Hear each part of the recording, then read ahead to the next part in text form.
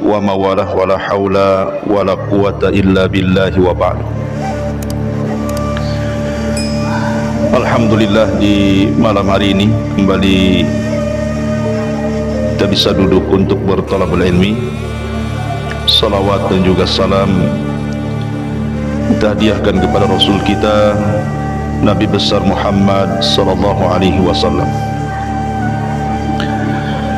Kita lanjutkan kajian kita, masih membahas Siratul Mustafa, sejarah manusia pilihan di dunia, Rasul kita Muhammad sallallahu alaihi wasallam.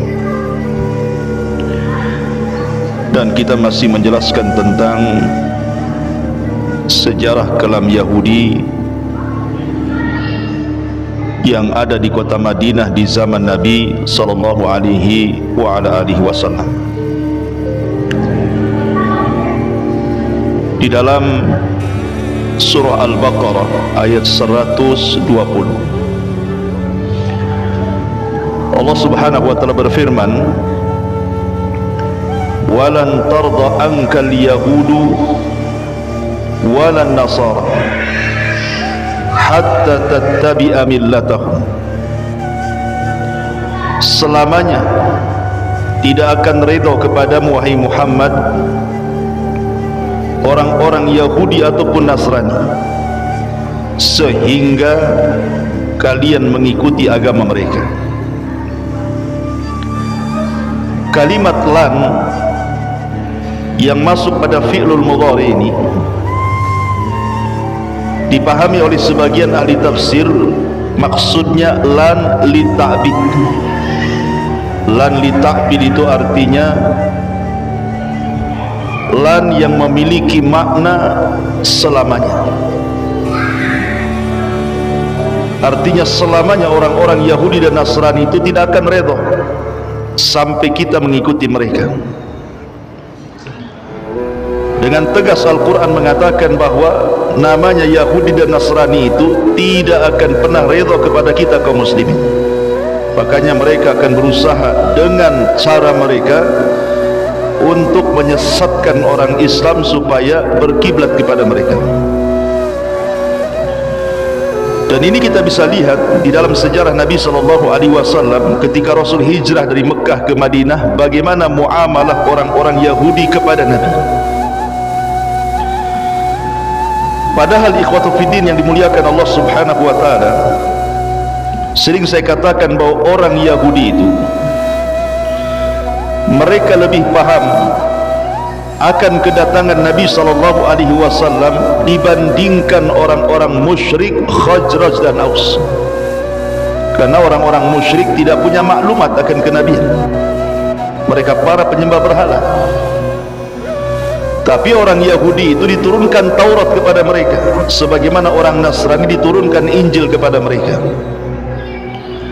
Taurat dan Injil itu sudah mengisyaratkan akan kemunculan Nabi akhir zaman. Coba anak-anak ditenangkan ya, di belakang itu ya, ribut sekali. Jadi harusnya yang beriman kepada Nabi sallallahu alaihi wasallam itu kan Yahudi dan Nasrani kan, karena punya maklumat harusnya kan. Tapi kenapa kemudian orang Khazraj dan Aus yang kemudian mereka rame-rame masuk Islam, yang kemudian kita kenal dengan sebutan Ansar, orang-orang Ansar, kan terbalik, menunjukkan bahwa hidayah itu milik Allah. Allah berkehendak siapapun yang akan diberikan hidayah oleh Allah Subhanahu wa taala. Ibnu Ishaq, seorang muarrikh ahli tarikh, menceritakan sebuah kisah dari Ummul Mukminin Safiyah bintu Huyai ibn Akhtab. Safiyah ini salah satu istri Nabi sallallahu alaihi wasallam. Dia putri daripada pembesar Yahudi namanya Huyai ibn Akhtab. Jadi Safiyah bercerita tentang bapaknya Huyai ibn Akhtab ini. Dia mengatakan bahwa aku, kata Safiyah ini, kuntu ahabbu waladi abi ilaihi, aku ini anak yang paling disayang bapak. wa ila ammi Abi Yasir, bahkan pamanku namanya Abi Yasir juga sangat mencintai aku dibandingkan anak-anak. Jadi Sofia ini memang walaupun dia seorang wanita, tetapi sangat dicintai ayahnya dan sangat dicintai pamannya Abu Yasir melebihi anak-anaknya. Kata Sofia, ketika Nabi SAW datang dari Mekah ke Madinah hijrah, jadi bapakku, maksudnya Huyai ibn Akhtab ini, dengan pamanku Abi Yasir ingin mengintai apakah betul yang datang itu seorang nabi atau orang yang ngaku-ngaku nabi. Ini dua orang Yahudi ini kemudian akhirnya mengintai Nabi SAW, yang ketika itu disebutkan bahwa Nabi SAW baru sampai di Kuba, di kabilah Amr ibn Auf, dan Nabi SAW singgah di situ. Akhirnya kemudian pagi-pagi buta nih Huyai ibn Akhtab ini dan Abi Yasir kemudian bertolak dari rumahnya menuju Bani Amr ibn Auf itu, sambil kemudian memperhatikan Nabi SAW. Lama mereka memperhatikan dari pagi sampai sore, baru mereka pulang. Setelah kemudian mereka pulang, kata Sofia ini yang menceritakan istri Nabi ini, aku melihat wajah ayahku tidak seceria ketika dia berangkat, murung wajahnya. Kemudian aku pun menguping apa yang dibicarakan bapakku Huyai ibn Akhtab dengan Abu Yasir pamanku. Katanya Abi Yasir berkata kepada Huyai ibn Akhtab, Abu, apakah memang itu yang engkau lihat bahwa memang dia seorang nabi? Abu Yasir berkata nih kepada Huyai ibn Akhtab, apakah dia memang seorang nabi? Abu. Maka kata Huyai ibn Akhtab, na'am ya, wallahi dia itu nabi, katanya. Karena sudah kucocokkan alamat tanda-tanda yang kubaca dalam Taurat persis seperti apa yang ada pada dia. Tapi lihat bagaimana hasadnya orang Yahudi ini. Katanya kemudian Abi Yasir berkata lagi, bagaimana pendapatmu tentang dia? Apakah kita harus ikut dia? Maka lihat jawaban Huyai ibn Akhtab, qala adawatuhu wallahi ma baqaitu, katanya. Demi Allah, selama aku hidup aku akan jadi musuh dia selamanya, katanya. Dia sudah tahu dia nabi, tapi dia malah mengatakan seperti itu. Demi Allah, selama aku masih hidup aku akan jadi musuhnya, katanya. Padahal ketika ditanya oleh Abu Yasir, apakah dia nabi? Kata Huyai ibn Akhtab, iya dia nabi, ciri-cirinya persis, katanya. Sehasad itu orang Yahudi. Kenapa begitu hasadnya orang Yahudi? Karena apa yang mereka inginkan, bahwa nabi itu lahir dari lingkungan Yahudi, rupanya pula orang Arab, yang selama ini mereka berperang melawan orang Arab. Kok nabi dari musuhnya pula? Sehingga itulah yang menjadikan Huyai ibn Akhtab tidak terima. Padahal sudah jelas dia nabi, dicocokkan cara ciri-cirinya juga nabi, dan dia itu yakin nabi, tapi dia justru bersumpah akan menjadi musuh selama dia masih hidup. Ngeri orang Yahudi itu. Tahu kebenaran, akan tetapi kemudian dilanggar kebenaran itu. Ma'asyiral muslimin yang dimuliakan Allah Azza wa Jalla, ditambah-tambah ketika Nabi SAW sampai di kota Madinah, banyak turun ayat kepada Rasul dari ayat-ayat Al-Quran yang kemudian menyingkap borok-borok orang Yahudi, sehingga kemudian orang-orang Yahudi tidak terima, makin hasad dia. Bukannya kemudian diluruskan itu makin benar, makin hasad.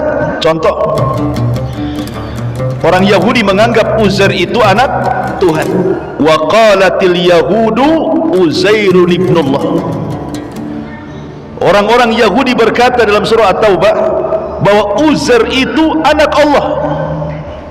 Datang Rasul dan membantahnya, qul huwallahu ahad, katakan Allah itu esa, lam yalid walam yulad, dia tidak melahirkan dan tidak dilahirkan.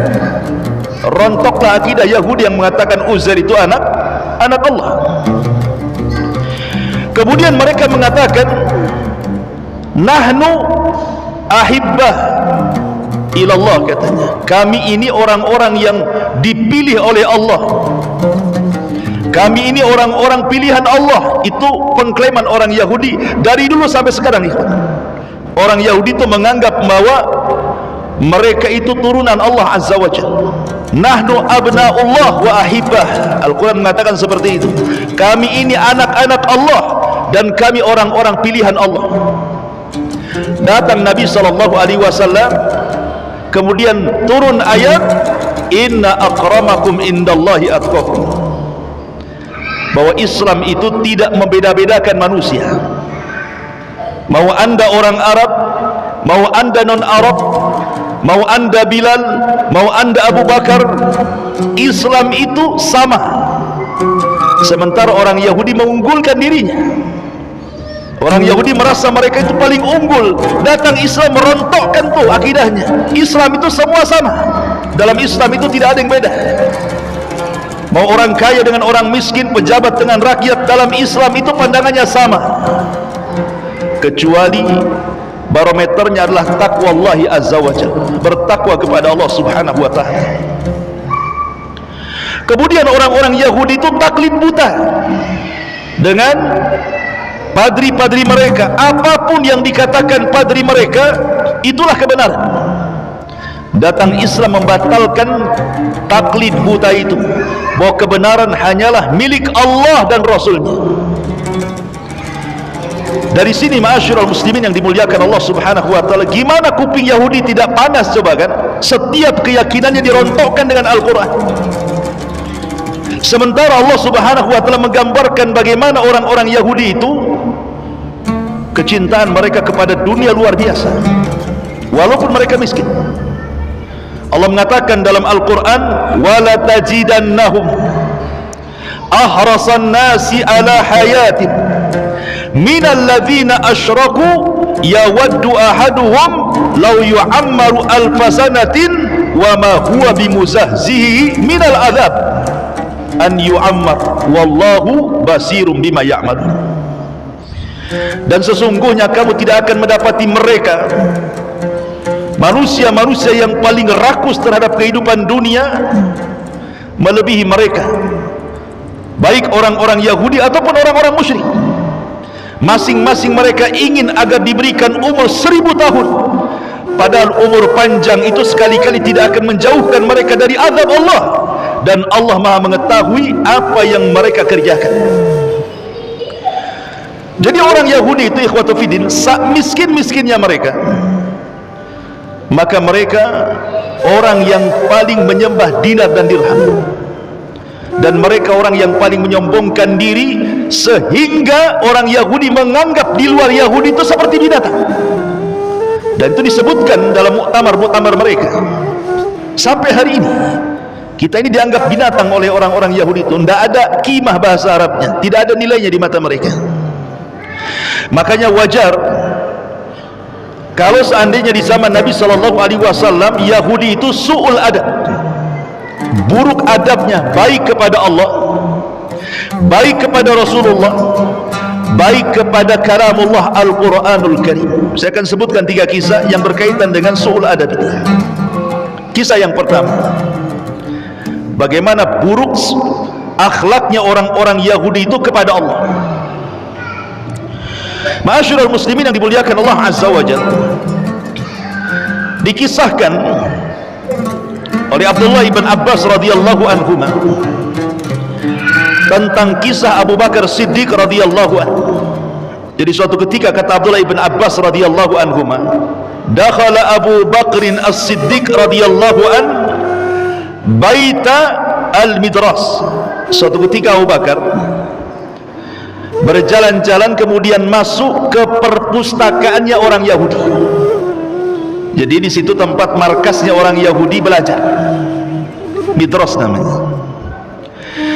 fawajada min Yahud nasan kathiran wa qad ijtama'u ila rajulin minhum yuqalu lahu Finhas. Tiba-tiba Abu Bakar Siddiq radhiyallahu anhu melihat kok ramai orang-orang Yahudi di situ sedang belajar kepada seorang padri yang namanya Finhas. Yahudi ini, rahib ini namanya Finhas. Kana min ulama'ihim wa akhbarihim. Si Finhas ini termasuk ulama Yahudi dan termasuk ahli ibadahnya dari kalangan Yahudi. Wa ma'ahu habrun yuqalu lahu Asya'.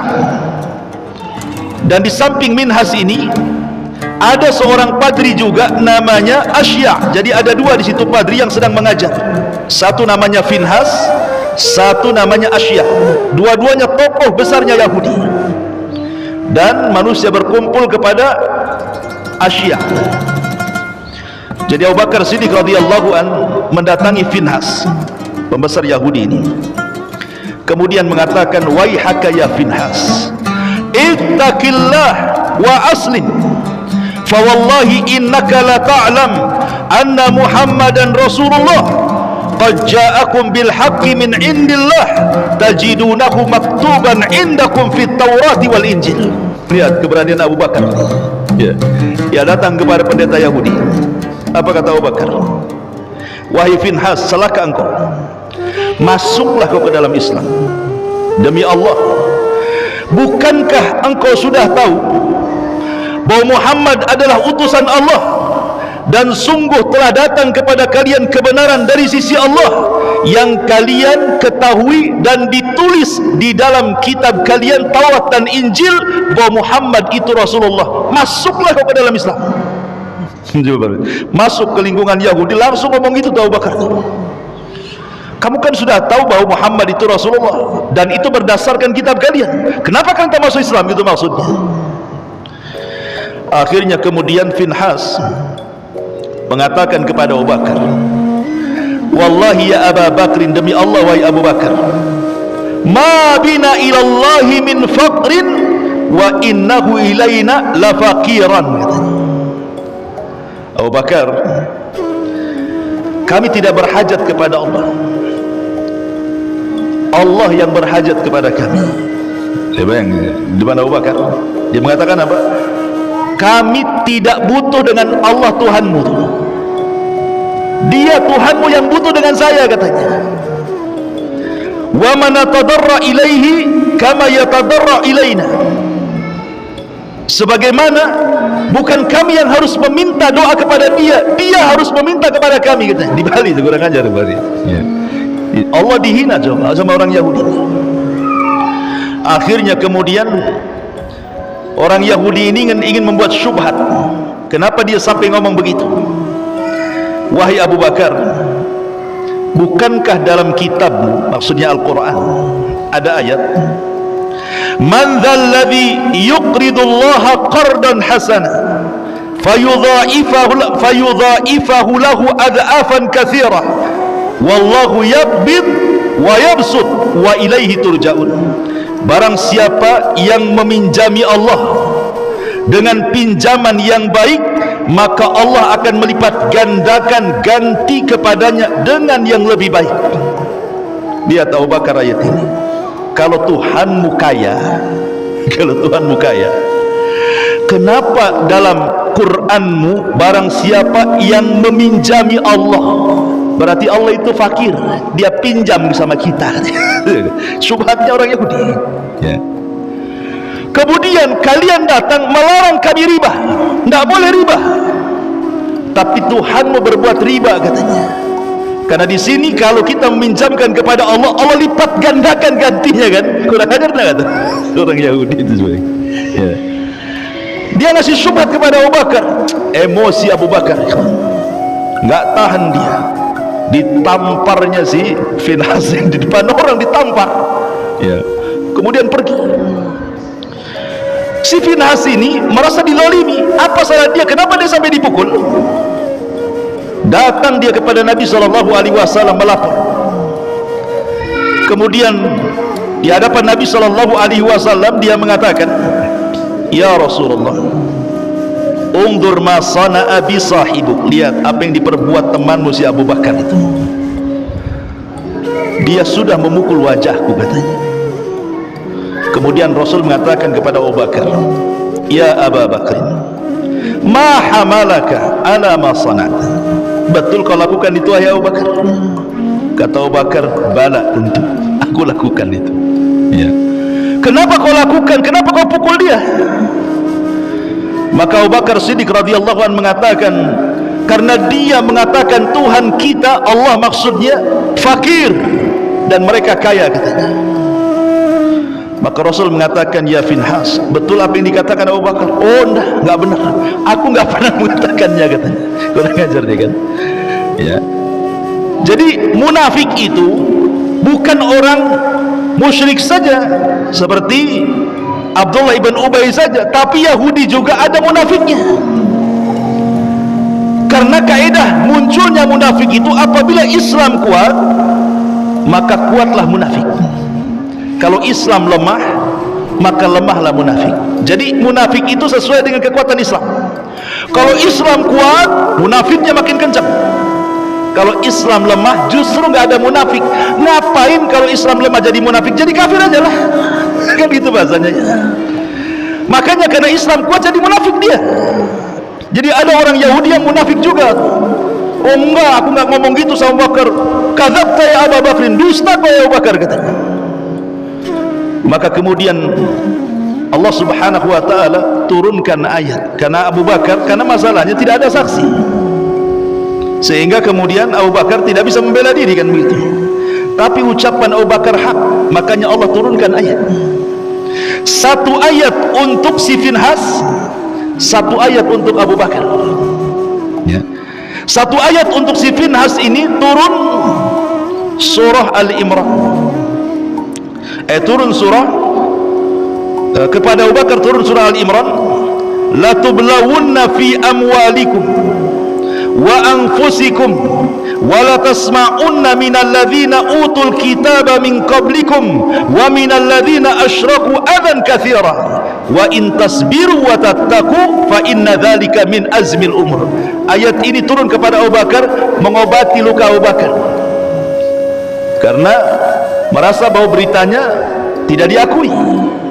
Maka Allah mengatakan, kamu sungguh akan diuji terhadap hartamu dan juga dirimu, dan juga kamu sungguh-sungguh akan mendengar dari orang-orang yang diberikan kitab sebelum kamu dan dari orang-orang yang mempersekutukan Allah gangguan yang sangat menyakitkan hatimu.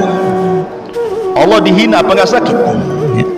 Jika kamu bersabar wahai Abu Bakar seolah-olah seperti itu dan bertakwa, maka sesungguhnya yang demikian itu termasuk urusan yang patut diutamakan. Tetapi kemudian turun kepada Finhas, berucapan dia benar, mengatakan Allah miskin dan mereka orang Yahudi merasa kaya. Turun ayat kepada mereka. Apa ayatnya? Laqad sami Allahu qaulal ladzina qalu innallaha faqirun wa nahnu aghnia sanaktubu ma qalu wa qatlahumul anbiya bighairi haqq wa naqulu dzuqu adzabal hariq. Sungguh Allah mendengar ucapan orang yang mengatakan Allah itu fakir, kami yang kaya. Siapa yang mengucapkan? Finhas. Maka kami akan catat apa yang mereka katakan dan terhadap pembunuhan mereka dahulu kepada para nabi, dan kami katakan kepada mereka, rasakanlah kelak azab neraka yang akan membakar kalian. Subhanallah, bagaimana su'ul adabnya siapa? Yahudi kepada Allah Subhanahu wa ta'ala. Dia mengatakan Allah fakir, mereka pula kaya. Ini satu kisah bagaimana su'ul adab mereka kepada, banyak sebenarnya kisahnya, seperti mengatakan Allah bakhil, ya. Kemudian kisah yang kedua, bagaimana su'ul adab mereka kepada Nabi SAW. Ini dikisahkan di dalam kitab Sahihaini Bukhari Muslim, ketika Aisyah radhiyallahu anha bercerita. Jadi yang menceritakan di sini adalah Aisyah Ummul Mukminin radhiyallahu anha. ada seorang Yahudi tiba-tiba mengucapkan salam kepada Nabi SAW dengan salam kematian. Assalamu alaikum ya Muhammad, bukan assalamu alaikum. Assamu alaikum, beda kalau assalamu alaikum dengan assamu alaikum. Kalau assalamu artinya selamat, kalau assam itu artinya racun. Seolah-olah kalau diartikan assamu alaikum, mati aja kau Muhammad, gitu bahasanya ya. Kalau assalamu alaikum, mudah-mudahan Allah Subhanahu wa taala berikan keselamatan kepadamu wahai Muhammad. Aisyah radhiyallahu anha, ummul mukminin, mendengar ucapan orang Yahudi ini, kemudian ngomong sama Nabi SAW. Ya Rasulullah, kata Aisyah, kenapa kau tidak jawab mereka dengan membalik kata-kata mereka? Bukankah mereka adalah abna'u al-khanazir, anak-anaknya babi, katanya. Abna'ul khanazir, karena orang-orang Yahudi dikutuk menjadi kera dan babi, kan begitu ya. Kunu qiradatan khasiin, kan itu. Jadi Aisyah radhiyallahu mengatakan, kenapa kau tidak balas mereka? Bukankah mereka adalah abna'u al-qiradata wal khanazir, anak-anaknya kera dan babi, kata Aisyah. Apa kata Nabi SAW? Wahai Aisyah, jangan seperti itu. Islam tidak mengajarkan kekotoran bicara. Rasul mengajarkan adab, jangan dibalas keburukan dengan keburukan, balaslah keburukan dengan kebaikan. Rasul ingin mentarbiyah istrinya nih. Nah, harusnya antum gitu. Kalau istri sudah mulai gibah, antum tegurlah, janganlah gibah. Jangan pula antum yang mancing. Cemana kondisi tetangga sebelah? Antum pula yang mancing, antum yang tegur. Sudah, nggak usah lagi cerita si anu dah, masak aja ya. Jadi Aisyah radhiyallahu anha emosi Aisyah, Rasul itu nggak terpengaruh sebenarnya. Mau dicaci maki Rasul sudah biasa. Lebih parah lagi ketika dia berada di Mekah, kan gitu ya, dikatakan gila, dikatakan tukang sihir, sudah biasa bagi Nabi. Apalagi hanya mengatakan assalamu alaikum, Rasul itu tidak dimasukkan ke dalam hati. Dan ini tarbiyah bagi kita, kan. Kalau ada orang-orang yang mengucapkan kalimat buruk kepada kita, tidak perlu masuk ke dalam hati, cukup masuk telinga kanan, melesat ke telinga kiri. Kalau perlu masuk ke telinga kanan, mental lagi, tidak sempat masuk otak. Jadi tidak sakit kali hati kita ini. Itulah tarbiyah Nabi. Akhirnya Nabi SAW mengatakan, sesungguhnya sudah aku jawab, tetapi dengan sebutan wa alaikum, kamu saja. Nah, gitu maksudnya. Jadi kalau mereka mengatakan mati aja kau Muhammad, kata Rasul wa alaikum, kau saja yang mati. Gitu maksudnya. Tidak perlu ditambah-tambah kalimatnya ya. Tapi lihat bagaimana su'ul adab di sini, kan. Jelek sekali mereka adabnya kepada Nabi SAW. Begitulah su'ul adabnya orang-orang Yahudi. Jadi kalau hari ini kemudian ada orang-orang yang mencela Rasul, menghina Rasul, istihza kepada Rasul, su'ul adab kepada Rasul, dengan mengatakan khamar minuman nabilah, subhanallah, na'udzubillah. Ma'asyiral muslimin yang dimuliakan Allah Azza wa Jalla. Kemudian yang ketiga, bagaimana su'ul adab mereka terhadap Al-Quran, terhadap Al-Quranul Karim. Ketika orang-orang Yahudi datang kepada Nabi SAW bertanya soal ruh, apa itu ruh, maka Nabi terdiam, karena Nabi tidak punya jawaban. Nabi tidak boleh menjawab dengan hawa nafsunya. Nabi itu harus menjawab dengan wahyu yang diwahyukan kepadanya. Wa ma yantiqu anil hawa in huwa illa wahyun yuha. Rasul itu tidak pernah mengucapkan dengan hawa nafsunya. Pasti setiap ucapannya wahyu yang Allah wahyukan kepadanya. Karena Allah yang mengatakan, lau taqawwala alaina ba'dal aqawil la akhadna minhu bil yamin thumma laqata'na minhul watin. Muhammad, kalau engkau berani, kata Allah, mengucapkan sebuah pendapat yang tidak bersumber dariku, kata Allah, ku tarik tangan kananmu, ku potong urat nadimu. Jadi Allah mengancam, ya, tidak boleh Rasul mereka-reka yang Allah tidak katakan. Makanya Rasul diam saja karena tidak tahu jawabannya. Maka turunlah ayat, wa yas'alunaka 'anir ruh qulir ruhu min amri rabbi wa ma utitum minal ilmi illa qalila. Mereka bertanya-tanya kepada wahai Muhammad soal ruh, katakan ruh itu urusan Rabbku dan tidaklah kalian diberikan ilmu kecuali sedikit. Yang ingin saya bahas adalah wa ma utitum minal ilmi illa qalila. Tidaklah kalian diberikan ilmu oleh Allah kecuali sedikit. Ketika orang Yahudi mendengar ayat ini, tidaklah kalian diberikan ilmu kecuali sedikit, datang dia kepada Nabi, wahai Muhammad, kalimat itu untuk kalian atau untuk kami? Wa ma utitu minal ilmi illa qalila, itu maksudnya khitabnya untuk kalian orang Islam atau untuk kami orang Yahudi? Kata Nabi SAW, kullan, semuanya kena. Mau kami orang Islam, mau kalian orang Yahudi, tidaklah Allah memberikan ilmu kecuali sedikit. Mulai mereka membuat syubhat, kemudian mengatakan, ya Muhammad, bukankah dalam kitab maksudnya Al-Quran, ya, ada kalimat bahwa telah diturunkan Taurat dan juga Injil, fiha tibyanan likulli syai', bahwa Taurat dan Injil itu sebagai penjelas terhadap segala sesuatu. Kalau memang Taurat dan Injil yang disebutkan dalam Qur'anmu itu menjelaskan segala sesuatu, sebagai penjelas segala sesuatu, kenapa pula kemudian Allah mengatakan kalian tidak diberikan ilmu kecuali sedikit? Ini kan kontradiktif dengan ayat ini. Katanya sedikit, tapi Taurat dijelaskan dalam Al-Quran sebagai penjelas segala sesuatu, kan banyak artinya gitu maksudnya.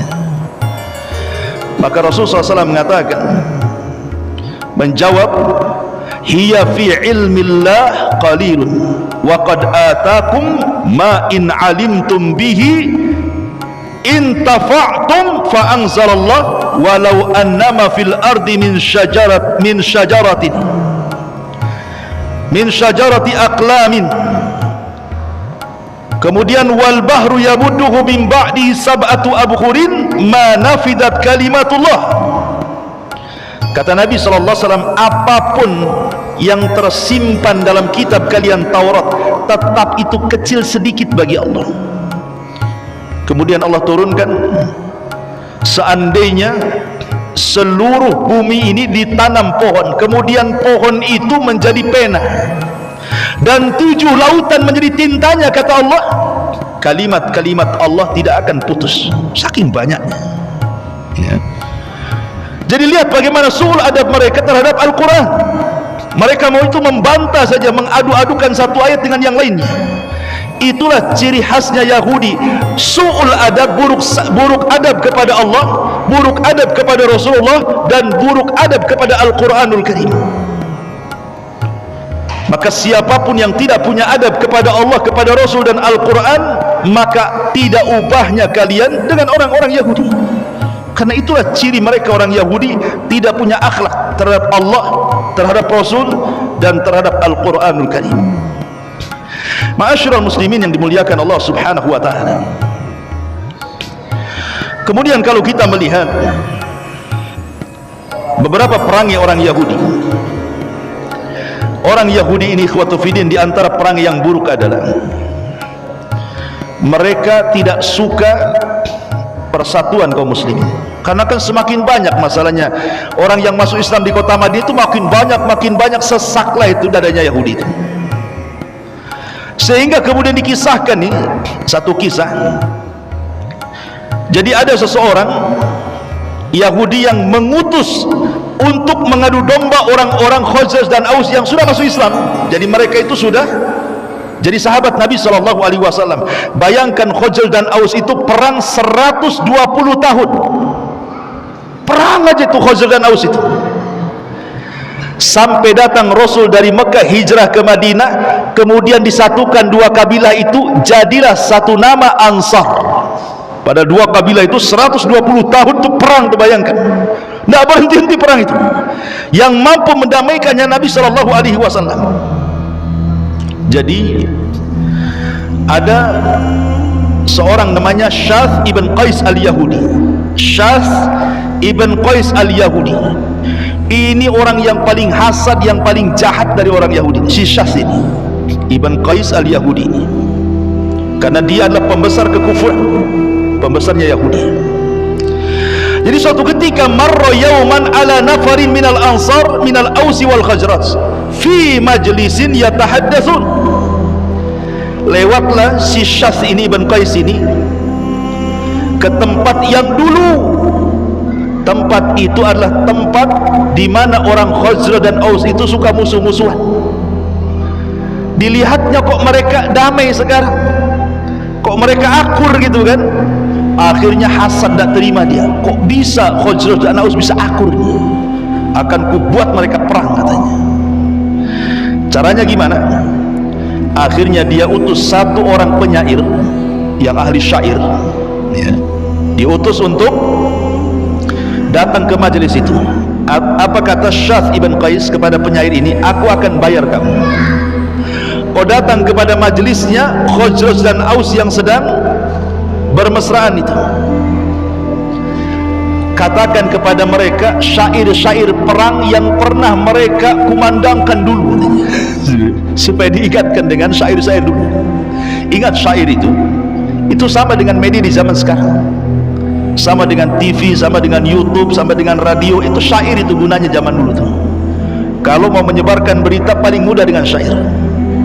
Dan syair itu bisa membuat orang menangis, bisa membuat orang pingsan, bisa membuat orang dendam, bisa membuat orang marah, bisa buat orang perang. Itu syair itu. Ya, syair itu luar biasa.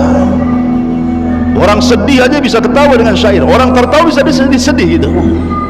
Itulah syair, kekuatan syair di zaman itu. Datanglah kemudian ke orang-orang Khazraj dan Aus ini dari kalangan Ansar yang sedang ngobrol mesra-mesraan karena sudah nggak ada musuh-musuhan lagi, semua sudah masuk Islam. Ngobrol lah kemudian di tengah-tengah mereka, tiba-tiba dia melantunkan syair-syair lama, kenangan-kenangan lama ketika kedua kabilah ini perang. Bangkitlah emosi orang-orang Khazraj dan Aus ini. Kemudian diingatkan tentang kekalahan Khazraj dari Aus.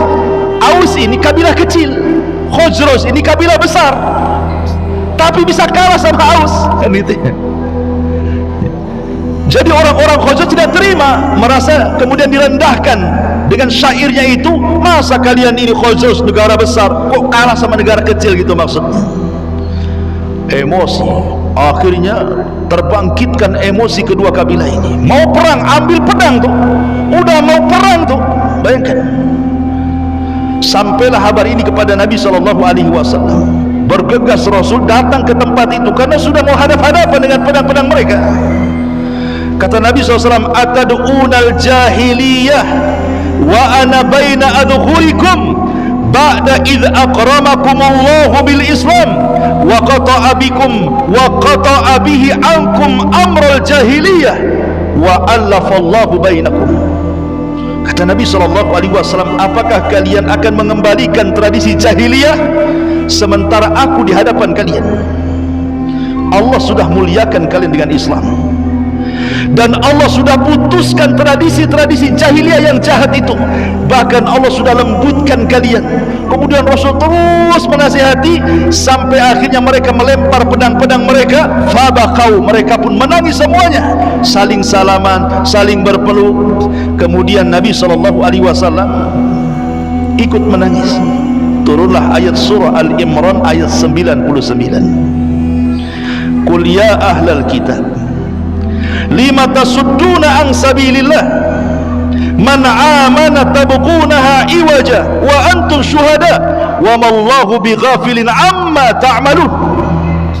Katakan wahai Muhammad, wahai ahli kitab, maksudnya Yahudi dan Nasrani, mengapa kamu menghalang-halangi orang-orang yang beriman dari jalan Allah?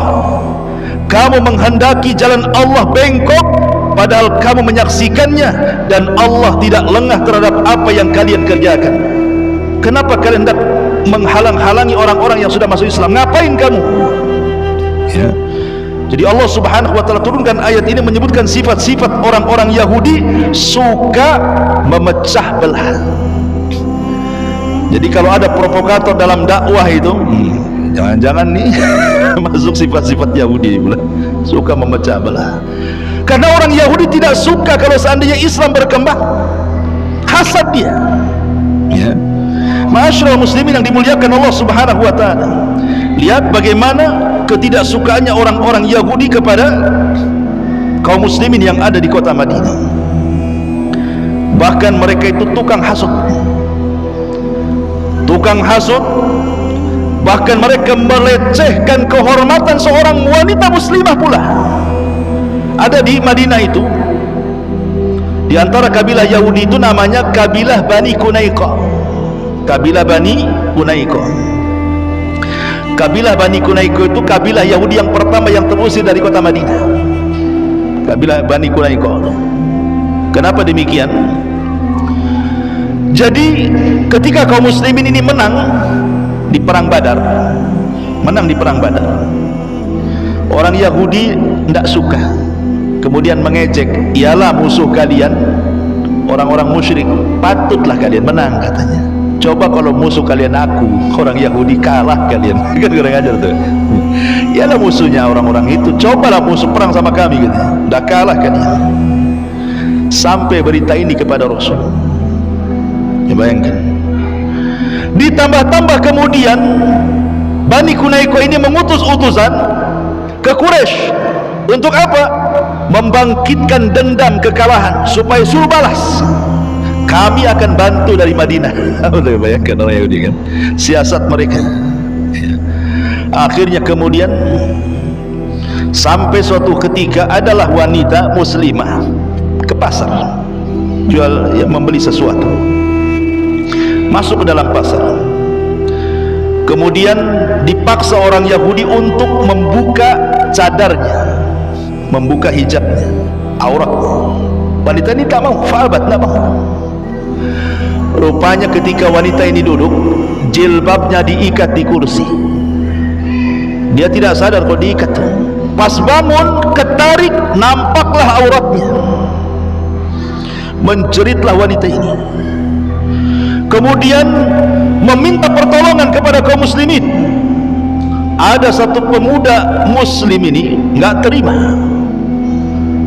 Cari siapa yang mengikat kain wanita itu. Rupanya mengikat itu pemilik toko Yahudi.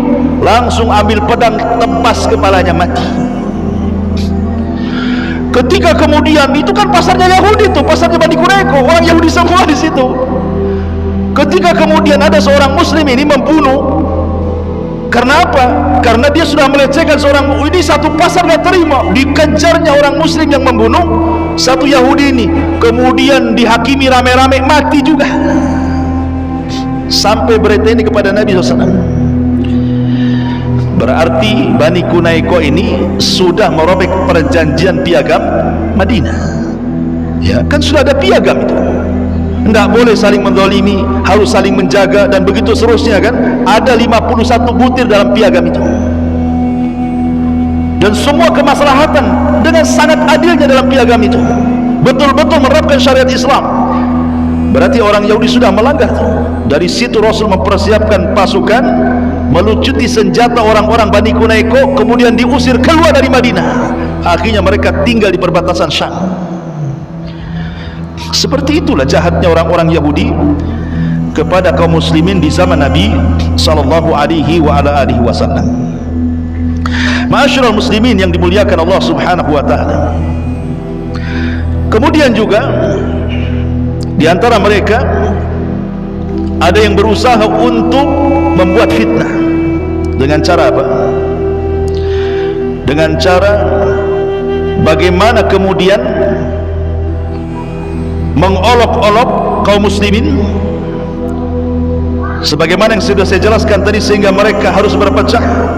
Terkadang juga supaya orang-orang yang sudah masuk Islam ragu-ragu dengan keislamannya.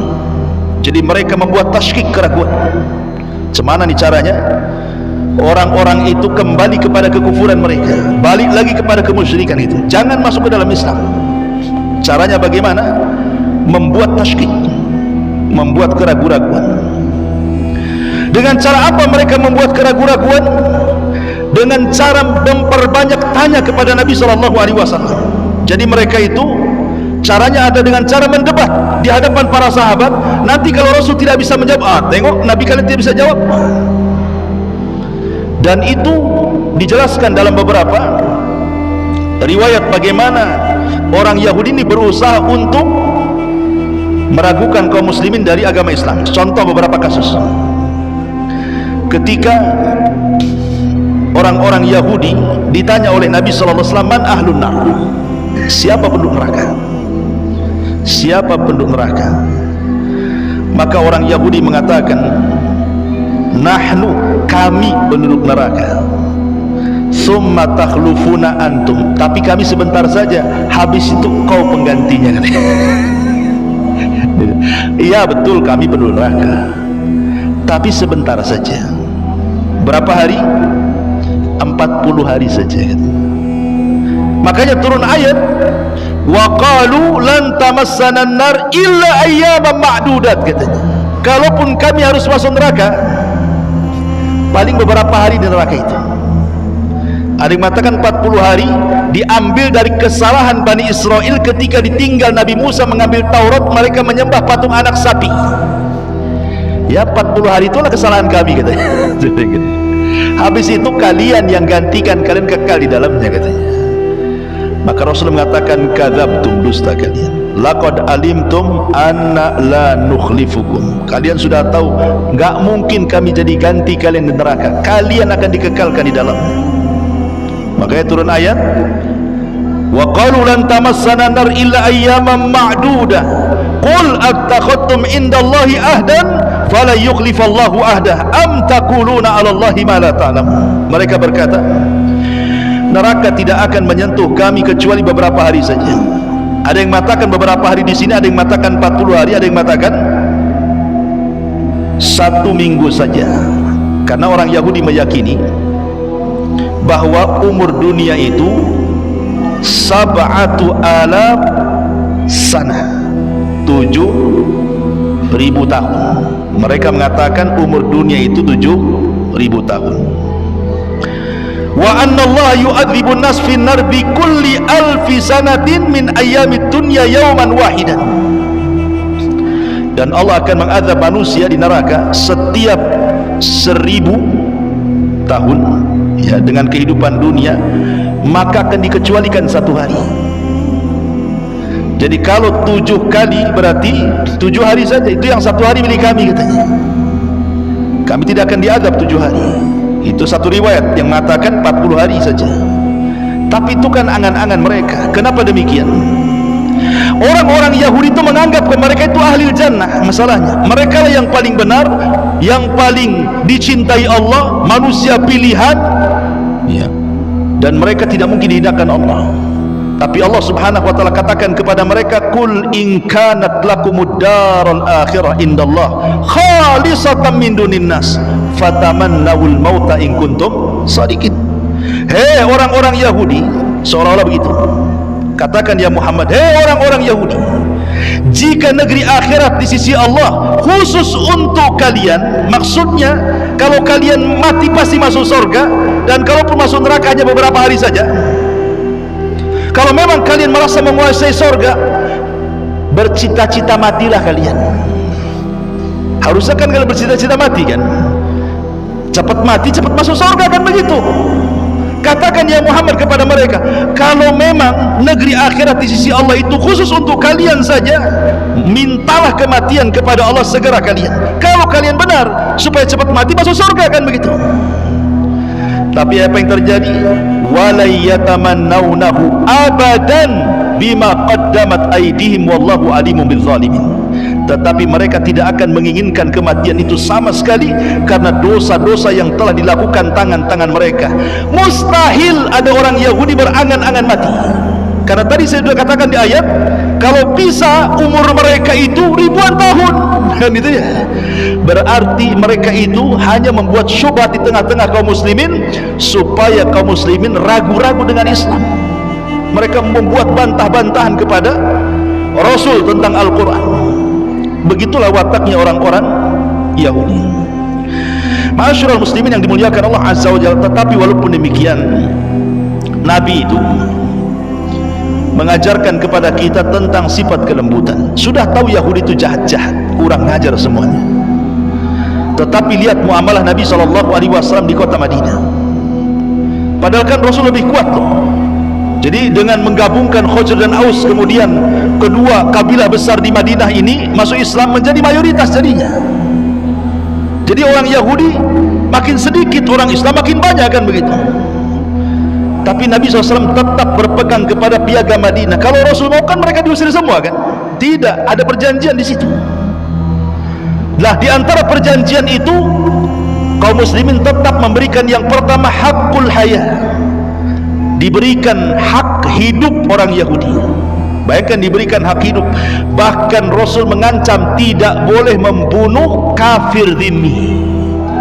Ya, kafir yang satu atap dengan kita, tetangga kita, satu komplek, satu desa, nggak boleh dikasih kehidupan. Padahal mereka kan menjadi minoritas setelah datangnya Rasulullah, kan. Tapi Rasul tetap berpegang dengan perjanjian, masih diberikan hak hidup. Yang kedua, diberikan hak at-tamalluk. Mereka boleh menguasai harta mereka sendiri. Mau berniaga sesuka mereka silahkan, tidak dirampas hartanya. Mereka bebas di kota Madinah, asal jangan keluar dari perjanjian saja. Kemudian juga hakul himayah wa difa. Kalau ada orang yang menyerang mereka, Islam membelanya. Kurang apa tuh? Kamu kalau punya musuh di luar, mereka menyerang kamu, kami yang akan jadi benteng. Bayangkan, dikasih perlindungan lagi.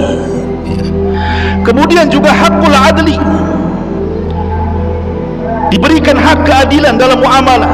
Bahkan Rasul SAW tidak suka dengan kezaliman. Kalau ada orang muslim mendolimi orang Yahudi, maka tetap orang muslim ini ditindak secara syariat Islam. Ya, seperti yang terjadi ketika seorang muslim membunuh dua orang Yahudi, maka dia harus bayar diat, kan. Itulah bedanya kalau orang kafir membunuh orang Islam, kisos. Kalau orang Islam membunuh orang kafir, diat. Ya, karena kehormatan seorang muslim, itu maksudnya. Tapi kalau muslim bersama muslim, ya kisos. Ini kan bandingannya muslim dengan kafir, kan itu. Akhirnya Nabi SAW mencari-cari untuk bayar diat. Karena sudah membunuh dua orang, berarti 200 ekor unta tuh. Kan satu orang 100 ekor unta tuh. Subhanallah, Rasul sampai minta kepada orang muhajirin, minta kepada orang ansor, minta kepada yang ada dalam perjanjian itu, suruh infak untuk bayar diat kepada orang yang sudah dibunuh, kepada keluarganya. Sampai seperti itu Nabi SAW membela hak-haknya orang-orang kafir di situ. Tapi orang Yahudi tidak paham dengan ajaran Nabi. Ma'asyiral muslimin yang dimuliakan Allah Azza wa Jalla. Bahkan Rasul SAW pun terkadang mengunjungi. Kalau ada orang sakit Yahudi itu dikunjungi. Sampai ada satu kisah, kan, ada orang Yahudi sakit, kemudian Nabi SAW mengunjungi orang Yahudi yang sedang sakit itu. Rupanya anak muda ini, Yahudi ini, dulunya pernah bekerja dengan Nabi, jadi dia tahu akhlak Nabi. Kata Nabi SAW, mau enggak kau masuk Islam? Rasul sudah tahu dia bakal mati. Maukah kau masuk Islam? Maka Yahudi ini kadang-kadang menatap wajah Rasul, kadang-kadang menatap wajah bapaknya. Takut dia dengan bapaknya mau mengucapkan syahadat itu. Entah gimana bapaknya justru mengatakan ati Abul Qasim, ikuti ucapan Abul Qasim, maksudnya Rasulullah. Maka Yahudi mengatakan asyhadu an la ilaha illallah wa annaka rasulullah, kemudian mati. Kemudian Rasul keluar rumah, angkat tangannya tinggi-tinggi dan mengatakan apa? Alhamdulillah alladzi anqadahu minan nar. Segala puja dan puji bagi Allah yang telah menyelamatkan si Yahudi itu dari api neraka. karena dia masuk Islam baru mati. Ya berarti wala tamutunna illa wa antum muslimun, kan itu berarti dia mati di atas Islam. Bahkan ketika Nabi SAW disihir oleh siapa? Labid ibn Asam, jelas-jelas disihir 6 bulan Rasul kena sihir sampai linglung Rasul ya. Sampai dia merasa sudah mandi junub, padahal tidak junub, tetapi tidak mempengaruhi wahyu. Sekali lagi, hanya kelemahan kepada fisiknya saja.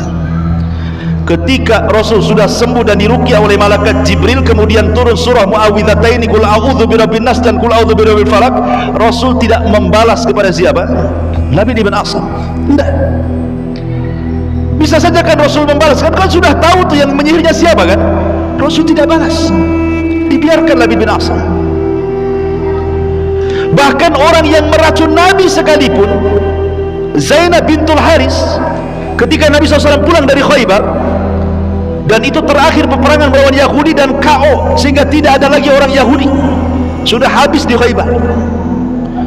Akhirnya dendam orang Yahudi, cemana nih caranya menghalangi dakwah ini, kami sudah nggak sanggup berperang melawan Rasulullah. Akhirnya mereka pun berinisiatif untuk meracuni Nabi. Tanyalah Zainab bintul Haris ini, makanan apa kesukaan Nabi itu?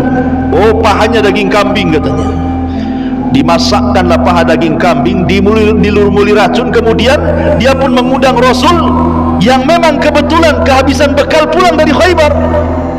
Kemudian dijamulah di rumahnya Zainab bintul Haris ini. Oh, sahabat sudah siap makan tuh, lezat daging kambing. Kemudian Nabi SAW sempat makan dia, dan sempat tercicipi racunnya. Tiba-tiba daging itu berbicara, jangan kau makan lagi katanya, aku sudah dilumuri racun. Langsung dilempar sama Nabi ya.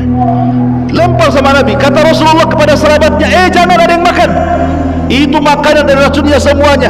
Rupanya ada satu sahabat Rasul yang ikut termakan racun. Satu sahabat Rasul ikut termakan racun, 1 tahun setelahnya mati itu. Tapi Nabi SAW tidak mengkisos wanita itu. Selama 1 tahun Rasul tidak mengkisos wanita itu, tidak membalas, maksudnya pada jelas-jelas ngasih racun kan. Rasul membiarkan wanita itu. Baru kemudian Rasul membunuh wanita itu karena kisos setelah kematian sahabatnya. Itu pun salah 1 tahun tuh, meninggal sahabatnya, berarti kisos karena sudah membunuh. Jadi membunuhnya karena kisos kepada sahabatnya. Baru oleh Rasul dibunuh tuh Zainab bintul Haris tuh sebagai kisos karena membunuh sahabat. Itu pun salah 1 tahun kan. Kalau seandainya sahabat ini selamat gitu ya, tidak mati, tentu tidak ada kisos kan. Menunjukkan bagaimana Nabi SAW bermuamalah dengan orang Yahudi itu seperti itu baiknya. Tetapi orang Yahudi tidak paham dengan akhlaknya Nabi SAW ya. Ma'asyiral muslimin yang dimuliakan Allah Azza wa Jalla, dan banyak lagi kisah-kisah tentang muamalah orang-orang Yahudi kepada kaum muslimin dan kepada Nabi di kota Madinah. Wallahu a'lam bishawab. Suara makin serak juga. Mungkin sampai sini saja. Mudah-mudahan ada manfaatnya. Subhanakal bihamdika asyhadu an la ilaha illa anta astaghfiruka wa atubu ilaik. Allahu ta'ala. Assalamualaikum warahmatullahi wabarakatuh.